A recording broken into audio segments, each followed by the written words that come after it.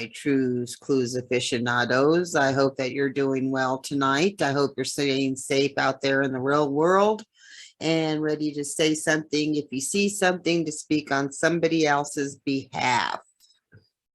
And just know this, my guys and dolls, cats and kittens, that the moon is aligning with the stars and Jupiter is going to be having more of a play if you believe in any type of astrology.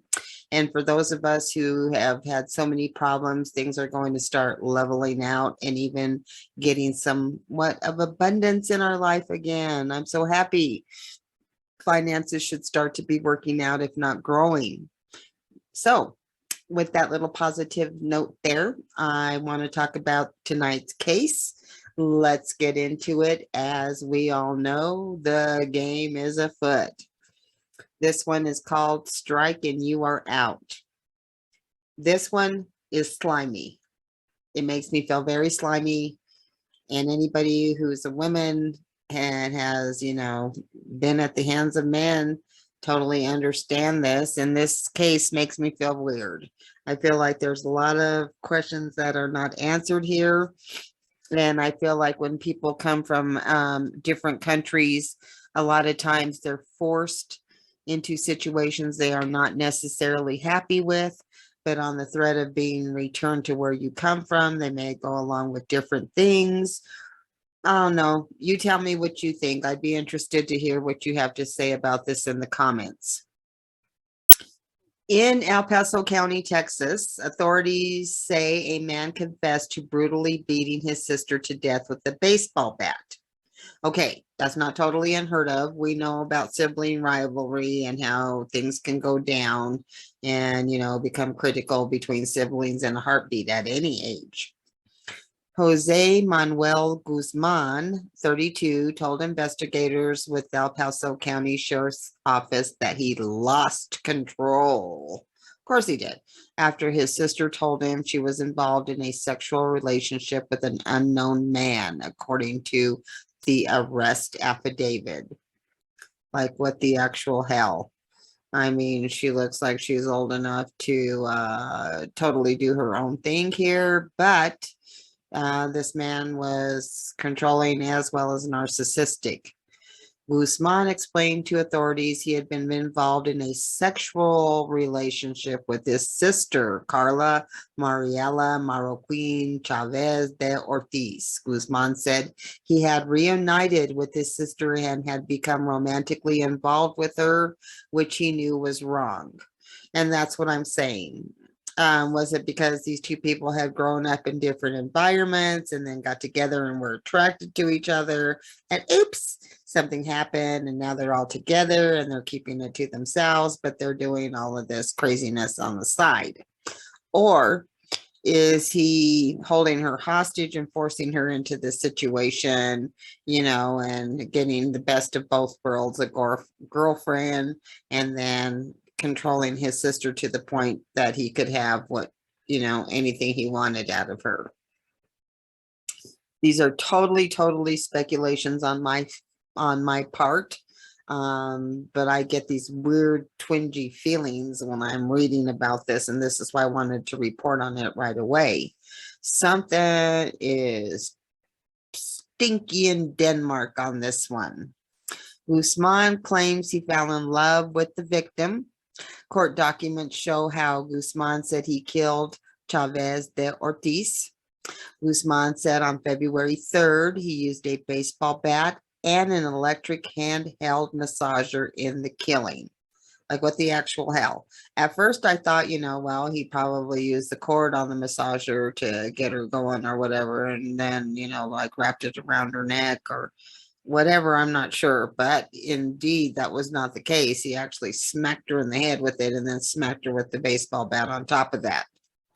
The victim had stopped breathing, he said. He claimed he performed CPR on his sister, which I don't even believe. But he didn't call 911. If that was the case, it may be different. Instead, he called his mother, Guzman said. Now, I understand why you call your mama, when things are going bad, they offer you support, but you still need to call 911. The fact that he didn't is suspicious.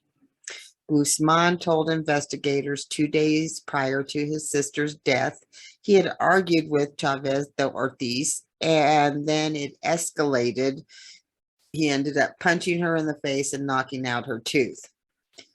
Again, siblings can fight, but the fact that she even stayed after all of this, what is going on? I really don't get it. Deputies responded to a welfare check at an apartment in El Paso County on Guzman's mother's request on February 2. Libertad America Rodriguez called 911, told the dispatcher her son had an unknown problem with her daughter and possibly killed Chavez de Ortiz. I don't know what he told his mother, but apparently she felt bad enough and then probably didn't want to throw her son under the bus. But, she's probably worried and scared of her son as well, if he's as bad as they say he is. Rodriguez told detectives her son called her, telling her that unknown men had entered the apartment, that Chavez de Ortiz was not breathing. Rodriguez said her son sounded scared, and he asked her to go to his apartment. When Rodriguez arrived at the apartment with her other daughter, Chavez de Ortiz didn't answer the door, so Rodriguez called the authorities. The deputies met with Rodriguez, and she told them her daughter was in the apartment. She told detectives her son called her, telling her that unknown men, of course, were in there and did whatever. Detectives ended up going in the apartment. Minutes later, the detective sent a message to Guzman's cell phone and got a reply stating he was going to turn himself into authorities because they did find poor Chavez de Ortiz mutilated and expired. So minutes later, Guzman went to his mom's house and she called and let him know that her son was ready to be arrested. Guzman was arrested on outstanding warrants, I guess, that he already had. During questioning, Guzman admitted to cleaning up his sister's blood with a mop. He told detectives that he was scared, grabbed his clothes, baseball bat, the massager, and placed them in a laundry basket. I'm told along with the mop too, I seen in another article. Guzman said he intended to leave with the laundry basket, but saw an ambulance, so he fled, leaving the basket behind. Basically, all the stuff that they needed to incriminate him in the homicide of his sister. He told detectives that he didn't mean to kill his sister. Chavez de Ortiz's manner of death was ruled homicide according to the autopsy report. Well, okay, fine, whatever. Something just, just curdles my skin, chills it, whatever you want to call it. Chicken skins it really bad with this. Guzman's ex-girlfriend, Jessica Hernandez, who said she was shocked to hear the news. Hernandez said that during their 2-year-long relationship, they lived together and that he was very protective of her. Not in a good way. He did not let her wear certain clothing like shorts or use her cell phone. Use her cell phone? What is wrong with that? That's controlling, psychotic, narcissistic behavior. She also said she did not know the two were romantically involved and was shocked to find out he was dating his sister. Well, obviously he wasn't advertising it and, keeping it a secret, and who knows how, keeping her quiet about it too. She said she would speak to him, that she would speak to him and then talk to the sister once in a while, and would even, say, hey, my sister's here, you want to talk to her? Still, hearing the news that Guzman was charged with murder, she was not surprised. He has anger issues and he has jealousy issues. So I knew it was going to come. I didn't know it was going to be with his own sister, but I knew it was going to come one way or another, said Hernandez. In disbelief, she told ABC7 that it could have been her. She reminds people to get out of unhealthy relationships. Fire to you. Yeah, really. I mean, you can't hang around for that shit. Life is too short. I wasted a lot of time, hoping things would change. You get in one relationship, you want to hang out forever. Your whole life passes you by. You find out, you ended up wasting time on somebody who didn't deserve it, that really held you down, didn't appreciate you for who you were anyway. And that's important crap. I mean, you should be loved. Love shouldn't hurt. El Paso prosecutor said Guzman was a drug dealer with previous criminal charges, including a 2017 case where he's accused of breaking a man's arm with a baseball bat and smashing his own windows. He also reportedly has previous family violence and drug possession cases. So the guy sounds like a real winner, and I'm so sorry for his sister that she ended up getting involved with him. I can't imagine that people enter into these kind of relationships lightly, knowing, all the taboos and stuff that are involved in it. So I definitely am going to be keeping a close eye out on this case.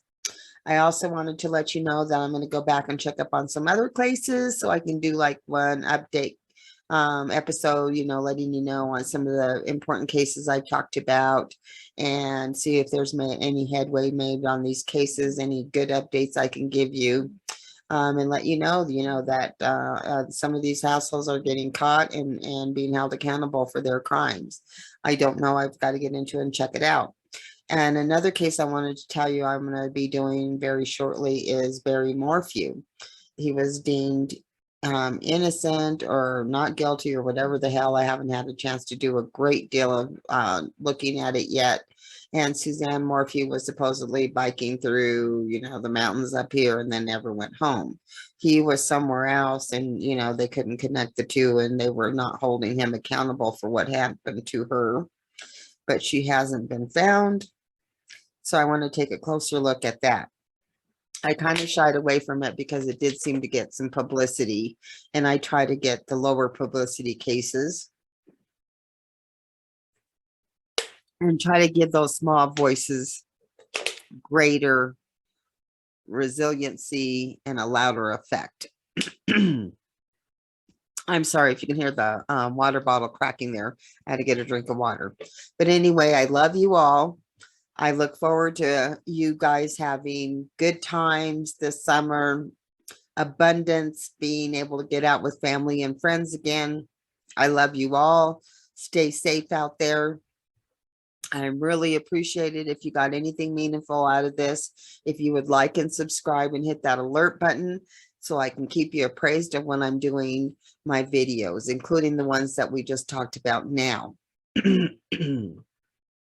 In the meantime, cats and kittens, guys and dolls, I love you all. Stay safe out there. I look forward to talking to you next Monday.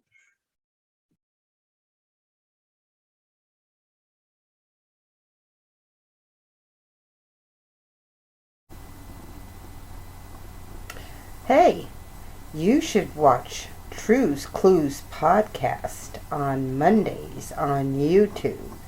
It's the best for following true crime.